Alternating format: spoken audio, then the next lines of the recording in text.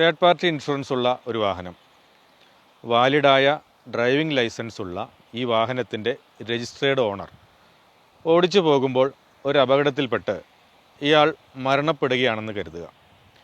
അങ്ങനെയെങ്കിൽ ഇയാളുടെ കുടുംബത്തിന് ഇൻഷുറൻസ് ക്ലെയിം വല്ലതും കിട്ടാൻ അർഹതയുണ്ടോ? ഇയാളുടെ കുടുംബത്തിന് 15 ലക്ഷം രൂപ ഇൻഷുറൻസ് ക്ലെയിം കിട്ടാൻ അർഹതയുണ്ട്.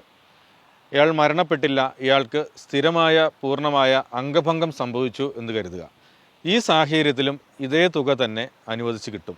അതും യാതൊരുവിധ കോടതി നടപടിക്രമങ്ങളും ഇല്ലാതെ തന്നെ ഇൻഷുറൻസ് കമ്പനിയുടെ ഡയറക്റ്റ് സെറ്റിൽമെൻ്റ് ആയിട്ട് ഈ തുക അനുവദിക്കും. പക്ഷേ അതിന് ചില കണ്ടീഷൻസ് ഉണ്ട്. നമ്മൾ ഇൻഷുറൻസ് എടുക്കുമ്പോൾ ചില കാര്യങ്ങൾ ശ്രദ്ധിക്കേണ്ടതുണ്ട്.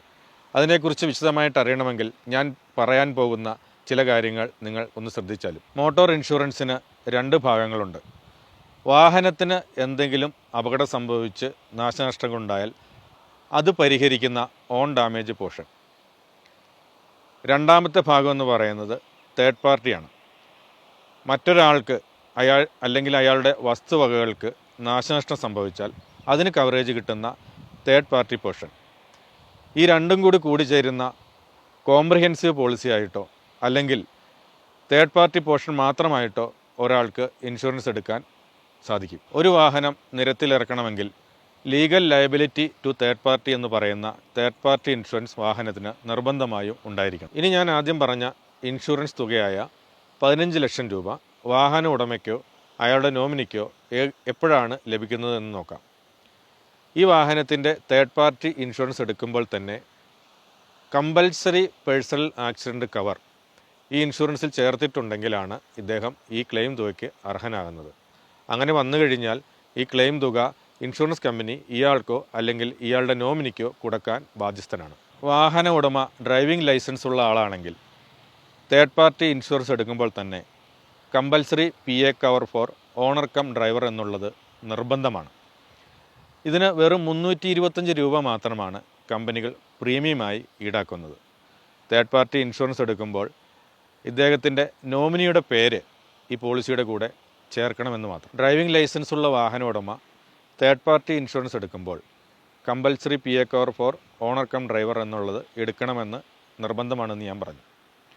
ഇപ്പോൾ എല്ലാ വീട്ടിലും തന്നെ ഒന്നിലേറെ വാഹനങ്ങൾ ഉണ്ട്. അങ്ങനെയെങ്കിൽ എൻ്റെ അടുത്ത ചോദ്യം, ഓരോ വാഹനത്തിനും കമ്പൽസറി PA ഈ ഉടമസ്ഥൻ എടുക്കണമെന്നുള്ളതാണ്. അതായത് ഓരോ വാഹനത്തിനും ഇതേ തുക 325 രൂപ തുകയടച്ച് കമ്പൽസറി PA എടുക്കണമെന്നുള്ളതാണ്. അതിൻ്റെ ആവശ്യമില്ല.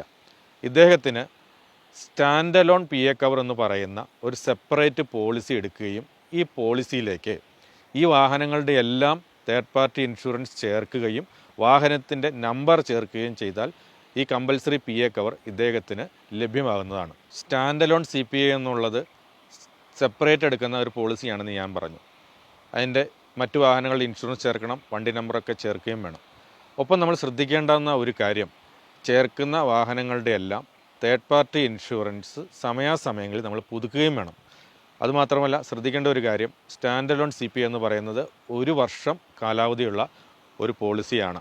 ഇനി അതിൻ്റെ ഒരു പ്രത്യേകത, നമ്മുടെ വാഹനത്തിൻ്റെ ഇൻഷുറൻസ് എടുത്ത കമ്പനിയിൽ നിന്ന് തന്നെ ഈ സ്റ്റാൻഡ് അലോൺ CPA എടുക്കണമെന്ന് ഒരു നിർബന്ധമില്ല.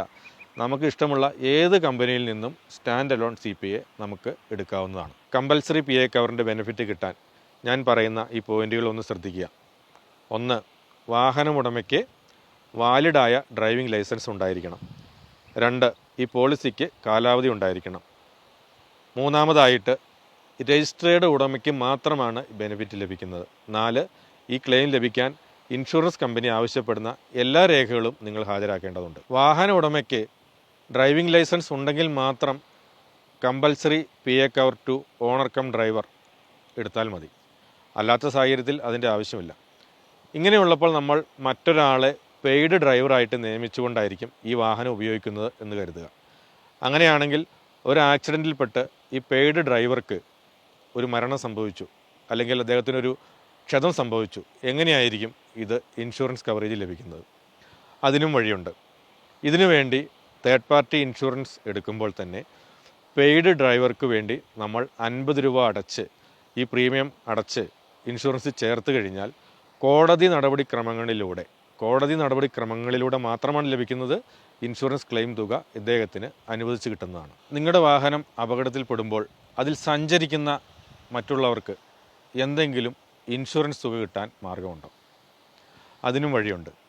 നിങ്ങൾ തേർഡ് പാർട്ടി ഇൻഷുറൻസ് എടുക്കുമ്പോൾ അൺനെയിംഡ് പാസഞ്ചർ കവർ ഇൻഷുറൻസിൽ ചേർത്താൽ ഈ യാത്രക്കാർക്കും അതിനുള്ള ഇൻഷുറൻസ് കവറേജ് ലഭിക്കുന്നതാണ്. അതിന് പല ഇൻഷുറൻസ് കമ്പനികളും വെറും ഒരാൾക്ക് 35 രൂപ മാത്രമാണ് ഈടാക്കുന്നത്. ഇത് വാഹനത്തിൽ എത്ര സീറ്റിംഗ് കപ്പാസിറ്റി ഉണ്ടോ അത്ര പേർക്കും ഈ ഇൻഷുറൻസ് തുക അടച്ച് വേണം ഈ കവർ ചേർക്കാനായി. 50,000 മുതൽ 2 ലക്ഷം രൂപ വരെ, ചിലപ്പോൾ അതിൽ കൂടുതലും ക്ലെയിം കൊടുക്കുന്ന കമ്പനികളുണ്ട്. ഇത് ഓരോ കമ്പനിയെ ഡിപ്പെൻഡ് ചെയ്തിട്ടാണ് ഇരിക്കുന്നത്. ഇതിൻ്റെ ഒരു പ്രത്യേകത എന്ന് പറയുന്നത് ഇതും ഡയറക്റ്റ് സെറ്റിൽമെൻ്റാണ്. യാതൊരുവിധ കോടതി നടപടിക്രമങ്ങളും ഇതിന് ആവശ്യമില്ല എന്നുള്ളതാണ്. Compulsory PA cover for owner cum driver, PA cover for unnamed passenger, PA cover for paid driver, ഇവയ്ക്കെല്ലാം കൂടി വളരെ തുച്ഛമായൊരു തുക മാത്രമാണ് നിങ്ങൾ തേർഡ് പാർട്ടി ഇൻഷുറൻസ് എടുക്കുമ്പോൾ പ്രീമിയമായി അടയ്ക്കേണ്ടി വരുന്നത്. നിങ്ങൾ ഇതെല്ലാം ഒഴിവാക്കിക്കൊണ്ട് വളരെ കുറഞ്ഞ തുകയ്ക്കുള്ള ഒരു തേർഡ് പാർട്ടി ഇൻഷുറൻസ് എടുക്കുമ്പോൾ ഈ വാഹനം മൂലം ഇവർക്ക് ആർക്കെങ്കിലും ഒരു അപകടം സംഭവിച്ചാൽ അതിൻ്റെ എല്ലാ സാമ്പത്തിക ബാധ്യതയും വരുന്നത് രജിസ്ട്രേഡ് ഓണർക്കായിരിക്കും. അപ്പോൾ നിങ്ങൾ എടുക്കുന്ന പോളിസി ഓൺലൈനായാലും ശരി, കമ്പനിയിൽ നിന്ന് നേരിട്ടെടുക്കുന്നതായാലും ശരി, ഞാൻ ഈ പറഞ്ഞ എല്ലാ കവറേജും അതിലുണ്ടോ എന്ന് നോക്കേണ്ട ഉത്തരവാദിത്വം രജിസ്ട്രേഡ് ഉടമയായ നിങ്ങൾക്ക് എല്ലാവർക്കുമുണ്ട്. അല്പലാഭം പെരുംചേതം.